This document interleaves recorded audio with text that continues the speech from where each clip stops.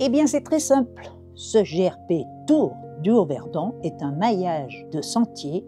Il y a exactement 260 km de GRP qui vont te permettre de trouver ton itinéraire en faisant ton choix.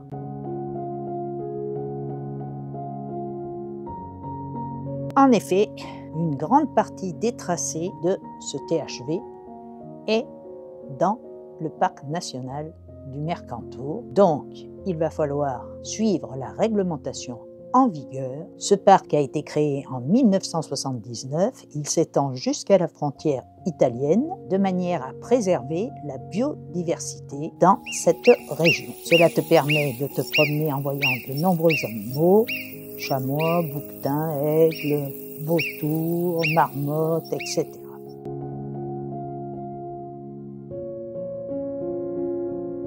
Évidemment, puisque nous sommes dans les Alpes du Sud, l'élevage est essentiellement ovin. Donc tu vas retrouver tout le long de ton parcours des troupeaux protégés par des chiens de protection. Et dans ce parc du Mercantour, il y a une application qui s'appelle Pastorando qui a été créée et qui permet de savoir en temps réel où se trouvent les troupeaux, le nombre de chiens, le nom du berger, le nom des chiens, etc.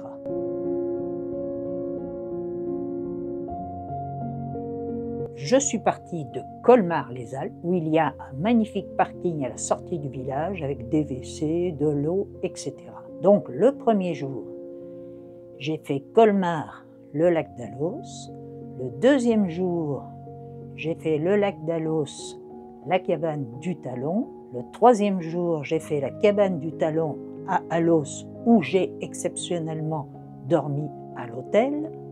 Et le quatrième jour, j'ai fait Alos, retour à Colmar. J'ai fait cette boucle dans le sens anti-horaire car je pense qu'il vaut mieux monter le col du Talon à l'envers que de le monter face à Alos parce que la descente est raide avec toutes les cascades. Il est à noter que pendant les 3 premiers jours après la mi-septembre, il n'y a aucun approvisionnement sur le parcours. Les seules zones humaines, on va dire, qu'on rencontre, ce sont le refuge du lac d'Alos et le refuge du col de la Cayolle, mais qui sont fermés dès la mi-septembre.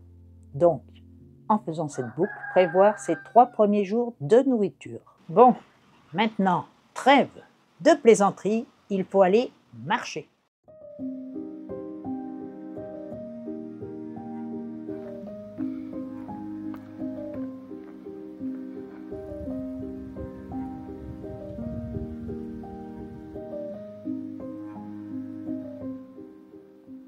Colmar-les-Alpes vue d'en haut. Il est 7 h du matin. Je quitte Colmar-les-Alpes pour commencer cette nouvelle découverte, c'est-à-dire le GRP du Tour du Haut-Verdon. Et donc, je suis parti avec un sac à dos de 10,5 kg tout compris. Et là, j'attaque le début de la montée en direction du lac d'Alos. Et voilà le fort de Savoie qui a été construit entre 1693 et 1696.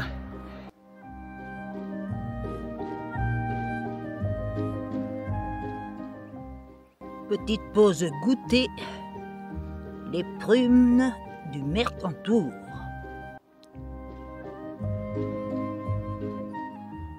Les ânes et les barrières anti-ânes, facile à franchir pour un humain, mais l'âne a peur des fils.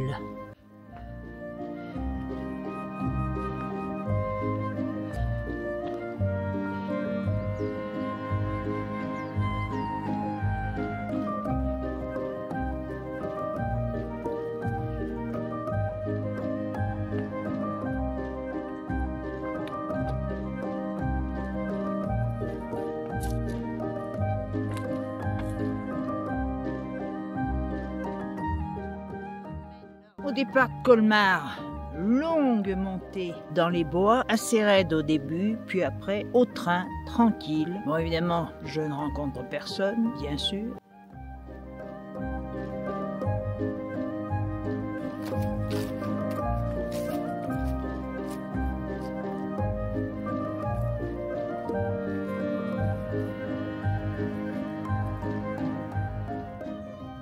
Petit ruisseau dans la descente après Cabane Vieille, descente en direction du torrent de Clignon.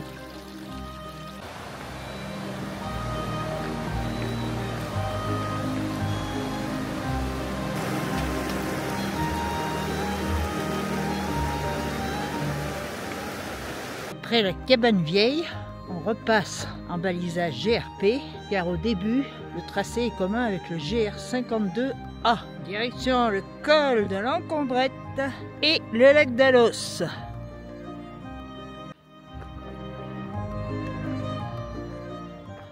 Alors je mange toujours mes célèbres pâtés en tube. Vu que c'est écrit en croate, je ne sais absolument pas ce que je mange.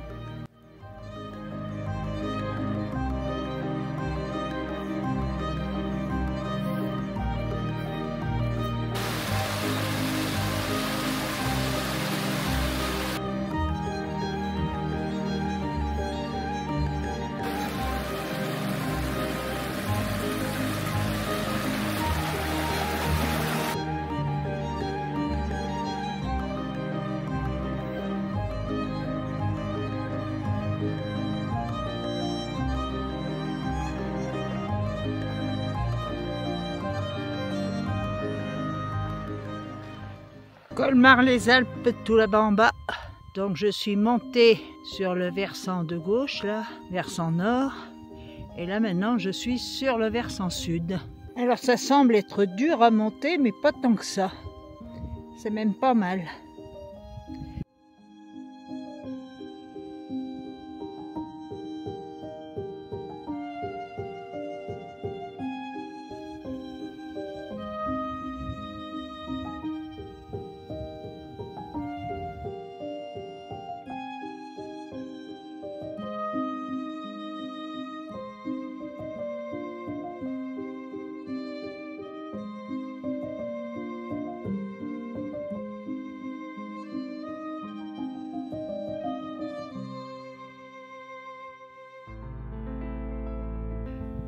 Col de l'Encombrette, 2537 mètres.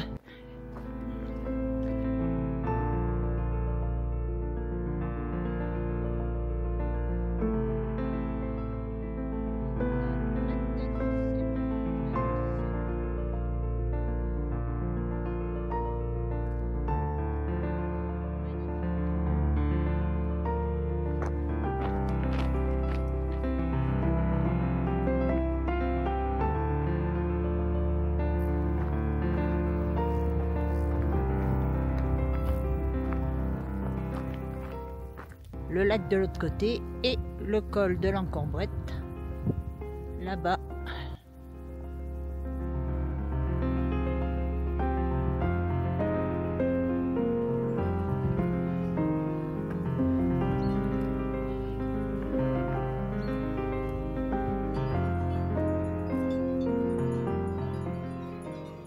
Il y a pire comme vue pour un bivouac.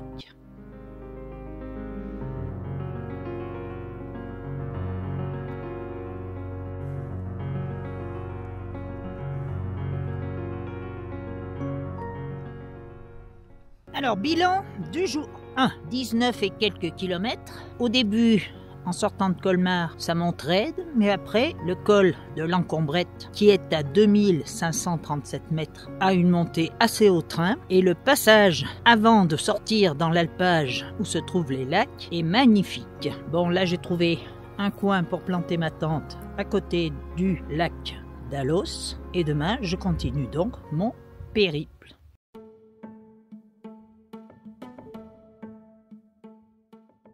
Jour 2, et bien après une nuit entrecoupée par une petite visite de renard qui est parti avec mon filtre, mon petit sac dans lequel je range mon réchaud et bien sûr ma poubelle. Et c'est parce qu'il tirait sur mes chaussures que j'attache à mon bâton, comme je vous l'ai déjà expliqué dans une vidéo, que j'ai été réveillée. Donc je lui ai fait peur et je n'ai pas eu à nouveau de visite pendant la nuit. Et ce coup-ci, j'ai rentré mes chaussures dans la tente. Bon, il fait grand beau comme prévu, il fait pas trop froid. Donc maintenant, je vais partir à l'attaque du col de la Petite Gaillole. le mont Pelat en face.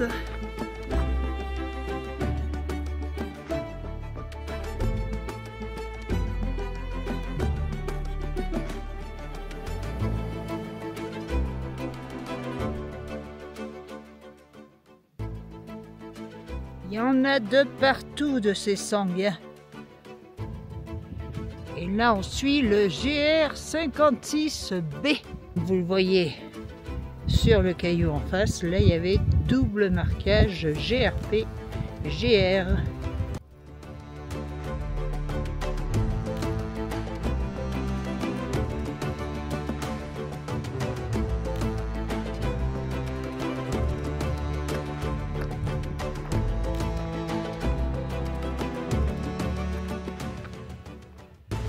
En face de nous, une des tours du lac d'Alos.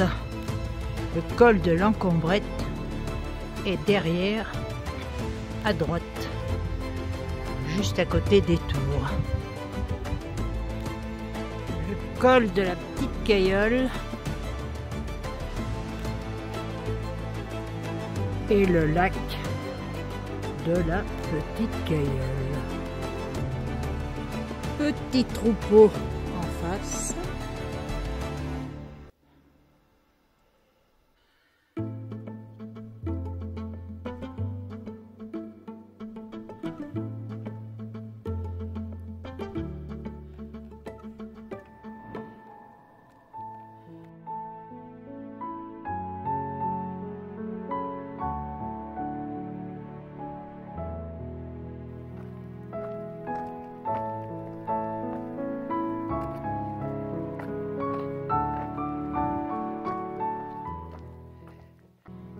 Le col de la Petite Cayolle à l'envers.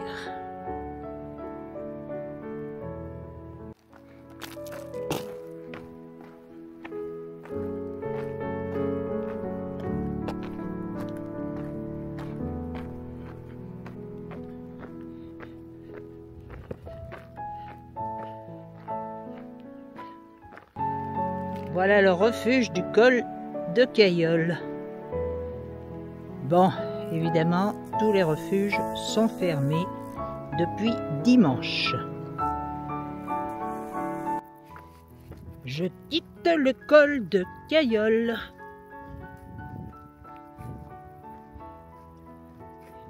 Pour un petit sentier beaucoup moins fréquenté.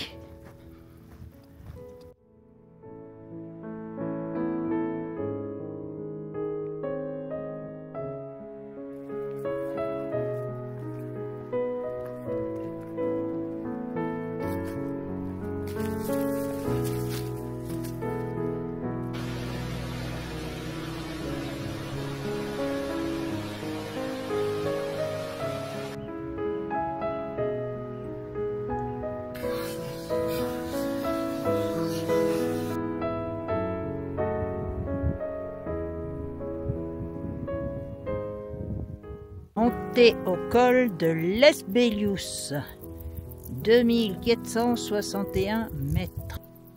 Je profite de l'ombre du dernier arbre dans la montée du col.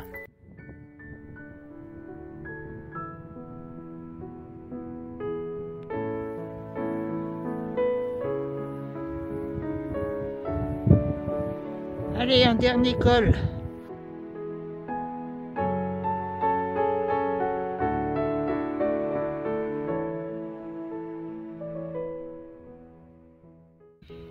Et voilà ce célèbre col du Petit Talon.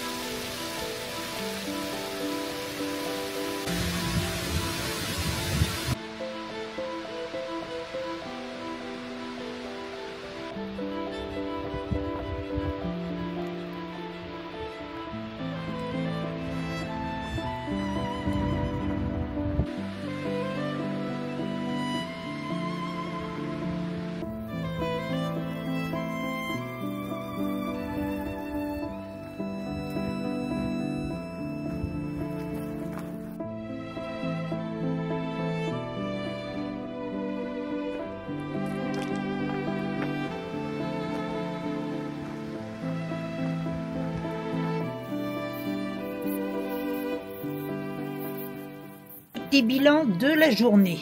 Une montée au col de la Petite Gaillole, suivie d'une descente, puis une remontée au col du Petit Talon et une redescente assez technique et raide le long des cascades magnifiques au demeurant. Pour finir, à l'abri de randonnée en bas du col du Petit Talon, un endroit parfait, j'ai une table et un banc pour m'asseoir. Donc 20,5 km pour 1070 D+.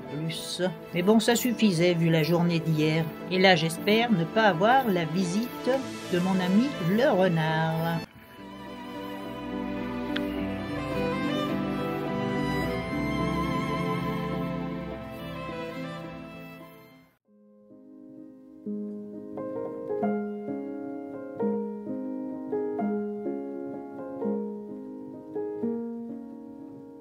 Il est 8h moins 10, j'ai fait la grasse matinée et je quitte mon emplacement pour rejoindre la cascade de Pitch.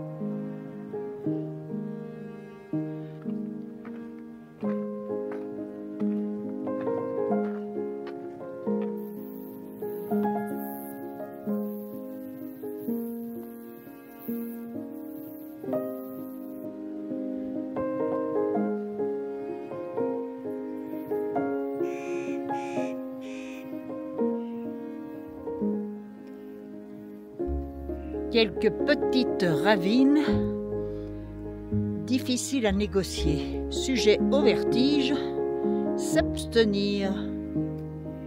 À l'os en bas, que je vais rejoindre dans 3-4 heures.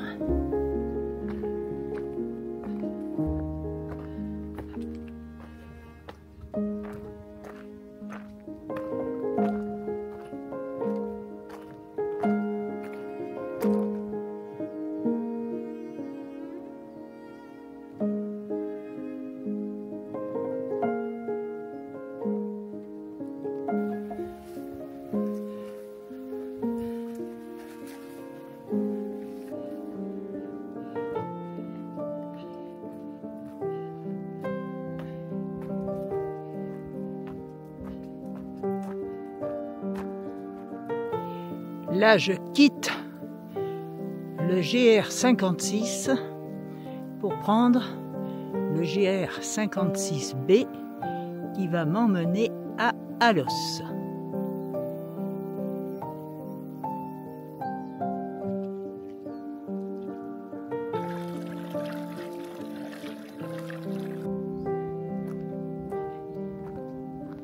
Descente cool par le vallon du Prenier. Le sentier est magnifique.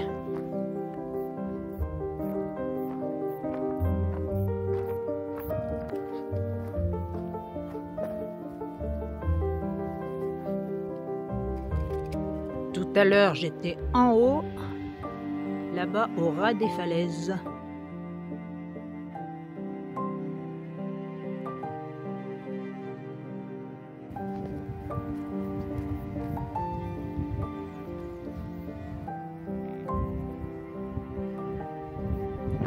Et voilà, arrivé à Alos.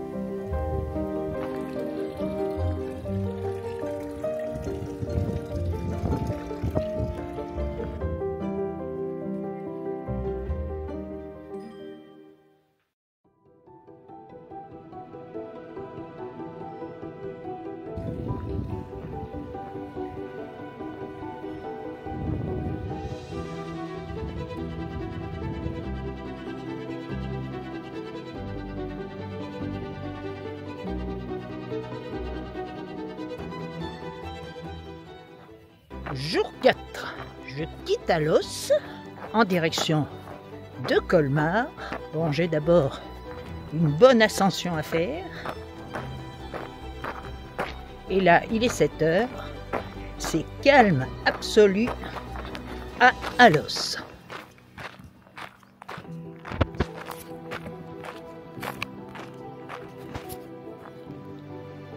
Direction le Cénus. Le Verdon. Et là, normalement, le sentier passe sur cette passerelle, mais elle est fermée. Il y a des barrières soudées aux rambardes. Je réussis enfin à traverser ce Verdon.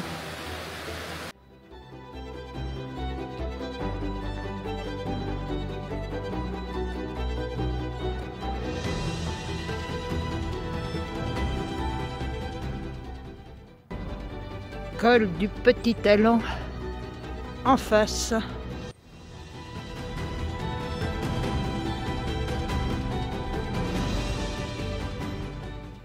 Bilan du 3e jour. Alors j'ai quitté tard la cabane du Talon.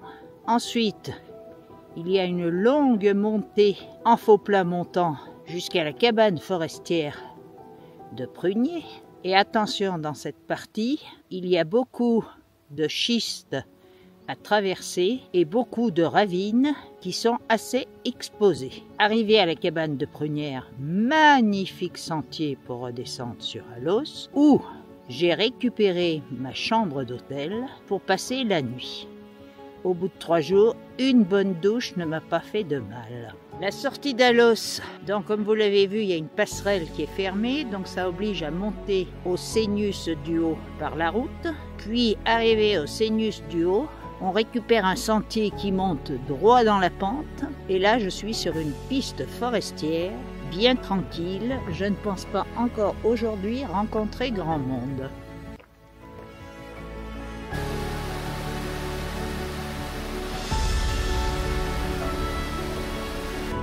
Beau glissement de terrain sur le sentier.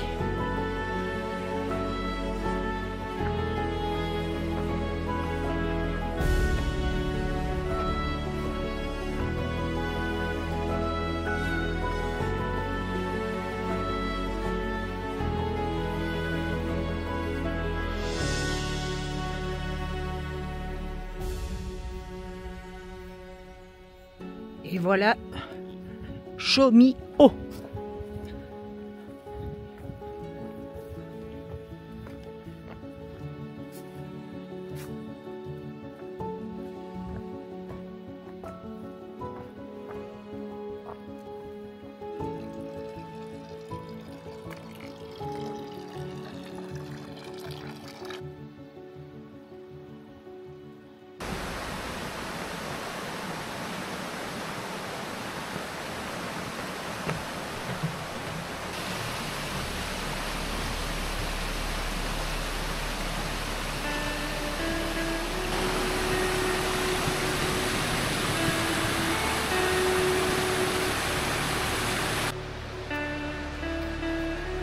Et je retrouve le Verdon.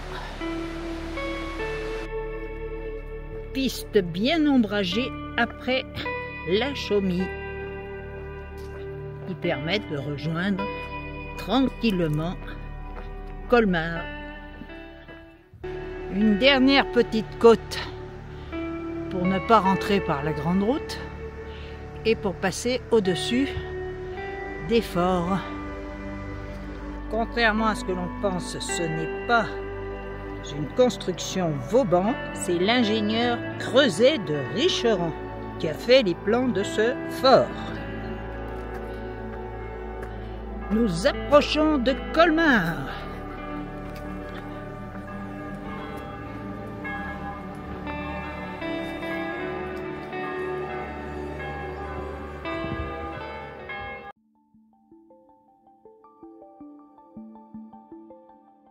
On va profiter de cette vue pour faire le bilan. Bilan de la journée pour commencer. Donc une rude montée en sortant d'Alos et ensuite un petit sentier, d'abord une piste puis un petit sentier magnifique qui nous permet de rejoindre le bord du Verdon avant une dernière grimpée qui fait passer au-dessus des forts. Le premier jour, je me suis trompée et donc je suis montée jusqu'ici pour me rendre compte que ce n'était pas là. Sinon, bilan global. Alors, sur la partie GRP, personne. Évidemment, on arrive au col d'Alos, on arrive au col de Cayolle, il y a du monde, mais sinon, toutes les parties GRP, je n'ai pas rencontré plus de 3-4 personnes par jour. Et même aujourd'hui. Pour finir, je pense qu'il n'y a pas grand monde qui passe sur ce sentier. Il y a de l'eau à peu près de partout. Vous avez les refuges qui, bien sûr, ont fermé le 14 septembre, donc dimanche dernier. Donc tous les refuges sont fermés, mais il y a à côté un abri randonneur où j'ai dormi le deuxième jour à la cabane du Talon. Il y a un abri pour manger et il y a aussi derrière la cabane un abri pour dormir. Sinon, deux ambiances différentes. Les 2 premiers jours plutôt haute montagne avec des cols à 2500-2700 mètres. Puis les 2 jours après beaucoup plus boisés, mais 2 parcours magnifiques. Le balisage est plus qu'excellent. Donc de temps en temps, on est sur le GR52, sur le GR56, sur le GR56B, donc balisage rouge et blanc. Et dès qu'on prend la partie GRP THV, on récupère du marquage jaune et rouge. Petite précision, le bivouac est autorisé de 19h à 9h dans le parc du Mercantour. Voilà tout ce que l'on peut dire sur ce THV. Il y a plusieurs variantes, on peut faire ce THV de plusieurs façons. Je l'ai fait dans le sens anti-horaire et c'est parfait car la montée dans l'autre sens au col du Petit Talon doit être une horreur. Déjà à descendre c'était assez spécial, donc à monter n'en parlons pas. J'ai rencontré 2 randonneuses qui avaient beaucoup souffert dans cette partie. Donc, magnifique randonnée avec un temps exceptionnel que je vous recommande une fois de plus. Sur ce, à bientôt pour de nouvelles aventures. Ciao!